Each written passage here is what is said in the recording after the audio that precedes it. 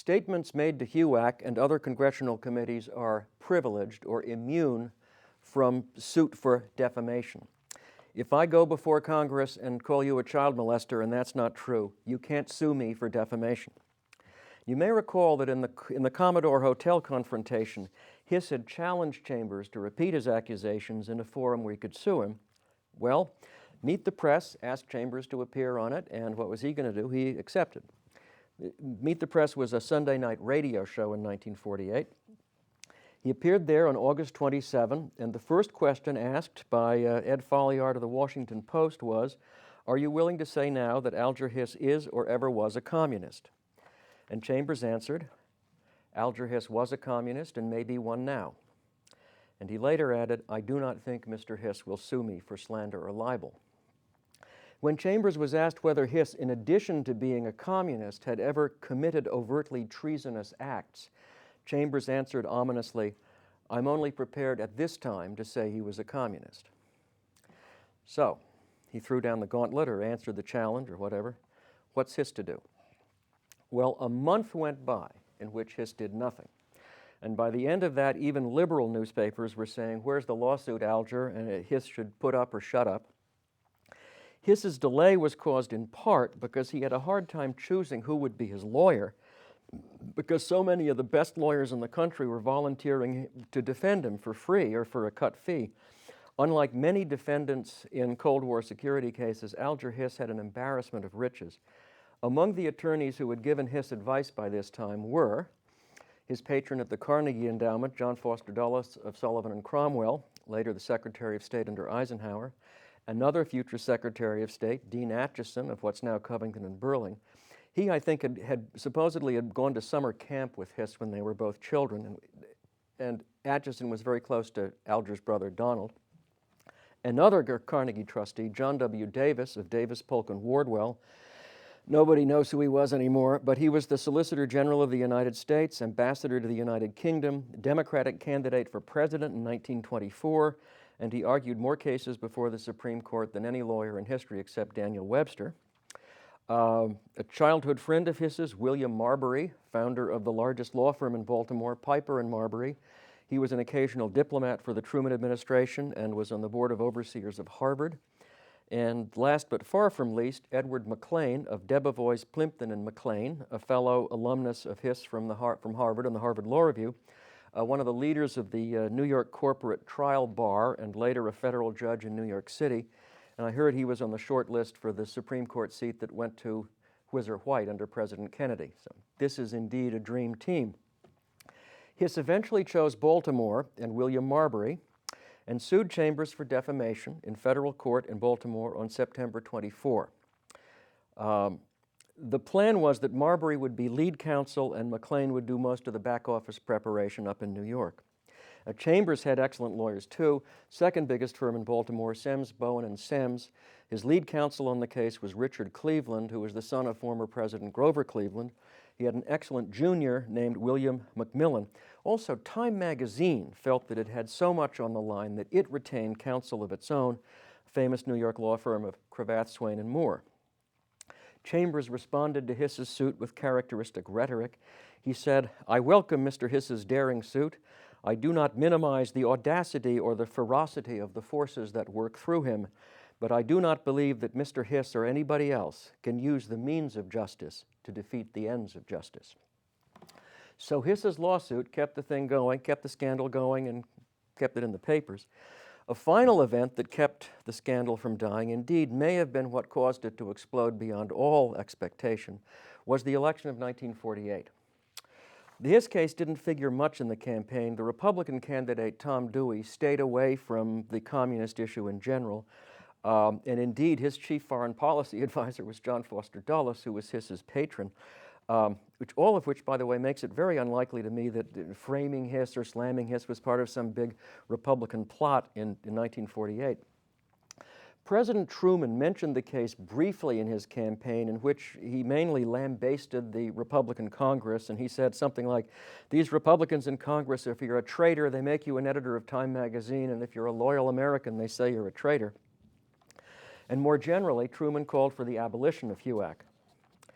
And when the people voted in the greatest upset in American history, Harry Truman was reelected. Not only was HUAC sworn abolisher returned to the White House, which meant that the Justice Department and the FBI would remain in Democratic hands and presumptively pro-Hiss hands, but also the Democrats gained almost 80 seats in the House and regained control, which meant that HUAC would come back under Democratic Party control, and they wouldn't be looking for communists in the government anymore. They'd be looking for, back to Hollywood and labor unions. In particular, the Republican delegation on HUAC was almost destroyed. The chairman, J. Parnell Thomas, was shortly to go to prison for payroll padding. The ranking Republican, Carl Munt, was one of the few Republican success stories of '48. He was elevated to the Senate. Congressman Vail of Colorado and McDowell of Pennsylvania were defeated for re-election, and when all was said and done, there's only one Republican going to be returning to HUAC, and that was Richard Nixon. So that's more bad news for Chambers. HUAC is going to be in control of the Democrats, and Nixon seemed to be the only friend in high places he had left, and one member of the lower house in the minority party is not many friends and not a very high place. Well, in preparation for the trial of the libel suit, Hiss's lawyers decided to do something called taking Chambers' deposition. If you don't know, a deposition is a pre-trial interview. I used to take lots of them when I was a trial lawyer. Usually you interview the witnesses for the other side, usually in your office. His lawyer can be present too, under oath. And its purpose is to find out exactly what everybody's going to say at the trial so there are no big surprises. And Hiss's lawyer, William Marbury, began deposing Chambers on November 4th. Chambers' lawyers were present. Hiss was not. Chambers volunteered a great deal of damaging information about himself, including the living with a prostitute named One-Eyed Annie or living next door, all that sort of stuff. He seemed to love this revelation. So that by the end of the first day, he hadn't even reached the point where he'd moved to Washington in 1934. And at the end of that first day, William Marbury, sounding rather routine, demanded that Chambers, and I'm quoting now, produce any correspondence, either typewritten or in handwriting, from any member of the Hiss family, which he has received at any time, and any papers signed by Mr. Hiss which may be in Chambers' possession. On the morning of Sunday, November 14, Chambers sent a telegram to his wife's nephew, the lawyer Nathan Levine in Brooklyn. Remember him from video number 3? Telegram, always man of mystery, Chambers, his telegram just said, "Arriving around 1, please have my things ready. Whit." He got on a train to New York. When they reached Brooklyn that afternoon, the two of them went to Levine's mother's house.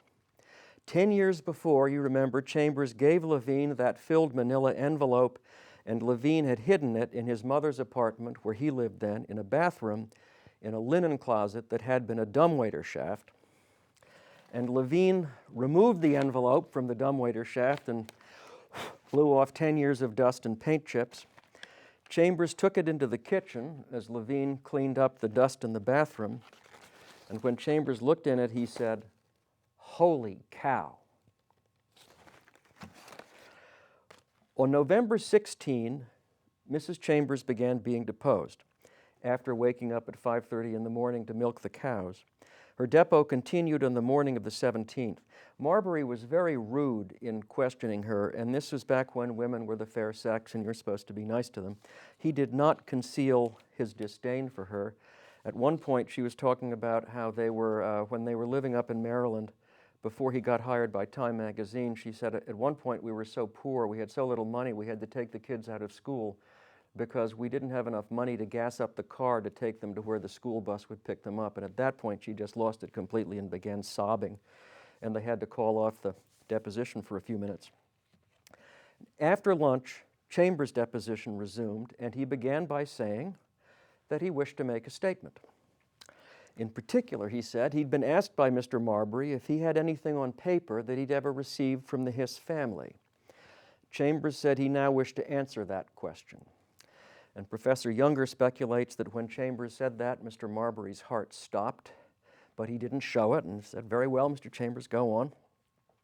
One can only imagine Marbury's feelings when next Chambers produced that filthy brown manila envelope and pulled from it a bunch of papers. This is what Chambers said. I have certain papers in Mr. Hiss's handwriting and certain other papers. I was particularly anxious for reasons of friendship and because Mr. Hiss is one of the most brilliant young men in the country, to do no more injury than necessary to Mr. Hiss. Therefore, I have carefully avoided testifying to certain activities of Mr. Hiss at any time or place heretofore. But I found when I looked certain documents which I'd forgotten I had put by.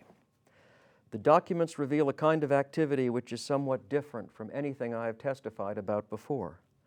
My decision to produce them here today is merely the last act of the turmoil that has been going on for a decade.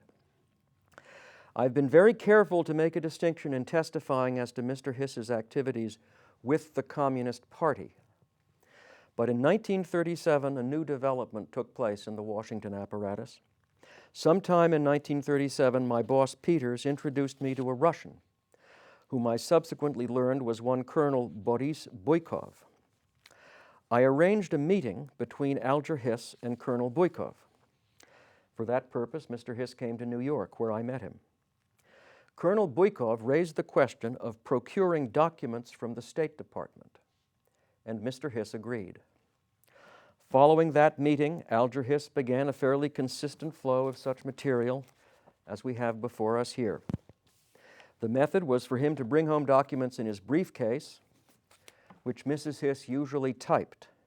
It became a function for her and helped to solve the problem of Mrs. Hiss's longing for communist activity. Nevertheless, there occasionally came to Mr. Hiss's knowledge certain things, or he saw certain papers, which he was not able to bring out of the department for one reason or another, and notations in his handwriting are notes of such documents, such information, which he made and brought out in that form. And the papers were 4 small notes in Alger Hiss's handwriting on State Department note paper and 65 pages of typed documents that appeared to be, all of them appeared to be, retyped or handwritten copies or summaries of State Department papers sent from foreign places to Washington in the first 3 months of 1938. Now, as I said, I've taken some depositions, and for years I wondered what was going through poor Mr. Marbury's mind as he was taking maybe the most cataclysmic deposition in the history of the world through no fault of his own. I mean, one reason you have a deposition is you want this to happen in private, not in front of the jury if it has to happen. Well, Mr. Marbury, through one of his old partners, I found a memoir that he left, and he said, the first thing that I saw were the notes in Alger's handwriting, and we'd been corresponding for years since we'd known each other as children. And I said to myself, this case is over. He later said that if it had been known that Chambers had those papers, no lawyer in the United States would have advised Hiss to sue Chambers. And he was smart enough to realize that the documents meant, in addition to the civil suit being over and in addition to his client Hiss being in more trouble than ever, that Whittaker Chambers, the senior editor of Time magazine, has just confessed to being a Soviet spy 10 years ago. And regardless of who he got these documents from, he ran a spy ring in the State Department. Holy mackerel, holy cow. This is no longer a case about whether Hiss engaged in some silly fellow traveling in the mid-30s.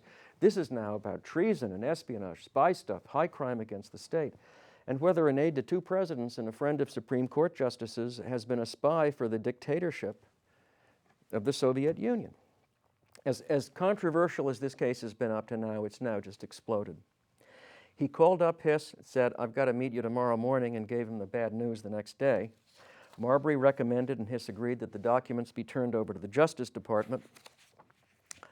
And the next day, Marbury informed the Justice Department's criminal division and its lawyers, and all the lawyers, Hiss's Chambers, DOJ, met with the judge who was supervising the case.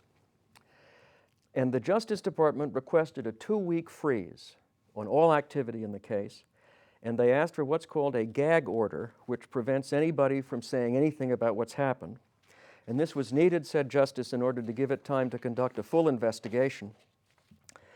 It'll take us 2 weeks, then we'll get back to you. And everybody agreed to the stay and to the silence.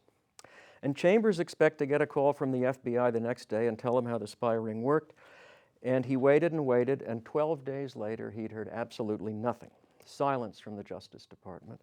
and Chambers began to suspect a Democratic Party cover-up that would let Hiss off scot-free, or maybe he, Chambers, would be indicted for perjury because he had denied several times that there was any espionage or he ever got anything from Hiss. In fact, according to one count, Chambers had denied under oath 16 times that there was any espionage or Hiss ever gave him anything. And Chambers began to consider what options remained to him. And if you were Chambers, what would you do? The tide seems to have turned against you. How might you turn it back in your favor?